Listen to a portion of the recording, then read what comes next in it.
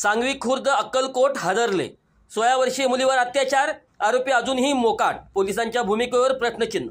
गोसावी समाजाचा संताप, बाल कल्याण समितीच्या निर्भय अधिकाऱ्यांचा गौरव।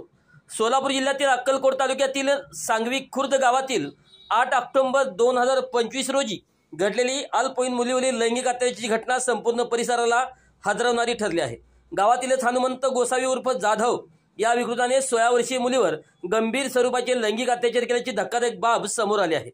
या प्रकरणात सर्वात चिंताजनक बाब म्हणजे सुरुवातीला पोलिसांनीच पीडित मुलीची तक्रार नोंदवून घेण्यास नकार दिला। स्थानिक पोलीस ठाण्याने या प्रकरणाकडे दुर्लक्ष केल्याने गावात संतापाचे वातावरण निर्माण झाले। मात्र सोलापूर जिल्हा बाल कल्याण समितीचे अध्यक्ष समीर सय्यद तसेच सांगली जिल्हा बाल कल्याण समितीच्या अध्यक्षा आयशा धनोड मॅडम व ढाकणे मॅडम यांनी तात्काळ हस्तक्षेप केला। त्यांच्या पुढाकाराने अखेर अक्कलकोट उत्तर पोलीस ठाण्यात हनुमंत जाधव यांच्यावर गुन्हा दाखल करण्यात आला। तथापि गुन्हा दाखल होऊनही आरोपी अद्यापही पोलिसांच्या ताब्यात नाही।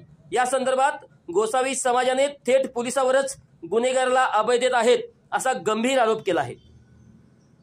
स्वाभिमानी जोगी जमात गोसावी समाज संघटनेचे संस्थापक अध्यक्ष उदयदादा घाडगे यांनी तीव्र शब्दात पोलिसांच्या निष्क्रियतेवर टीका करत सांगितले, गुन्हा झाल्यानंतर आठवडे उलटले पण आरोपी अजूनही मोकाट फिरतोय। पोलिसांनी अशा गुन्हेगारांना संरक्षण देणं म्हणजे न्यायव्यवस्थेचा विश्वास डळमळीत करणं आहे। आम्ही आता शांत बसणार नाही। या आंदोलनात तानाजी शंकर गोसावी, हिम्मत दिनकर घाडगे, शहाजीराव घाडगे, रोहित तानाजी गोसावी, दीपक आकाराम घाडगे, सुभाष किशन जाधव आणि इतर समाज बांधव मोठ्या संख्येने उपस्थित होते। उदयदादा घाडगेंनी स्पष्ट आवाहन केलं, कुठेही अन्याय झाला, कोणत्याही समाजावर अन्याय झाला तर तो आमच्यावर झाला असं समजून आम्हाला थेट संपर्क करा। नंबर आहे 97 300 781 81।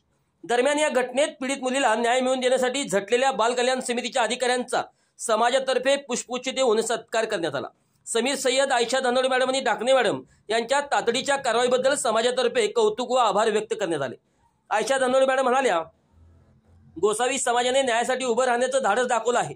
अशा संघटित लढ्यामुळेच मुलींना सुरक्षितता आणि न्याय मिळू शकतो।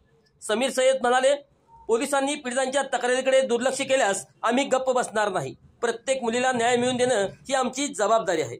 सांगवी खुर्द, तालुका अक्कलकोट, जिल्हा सोलापूर।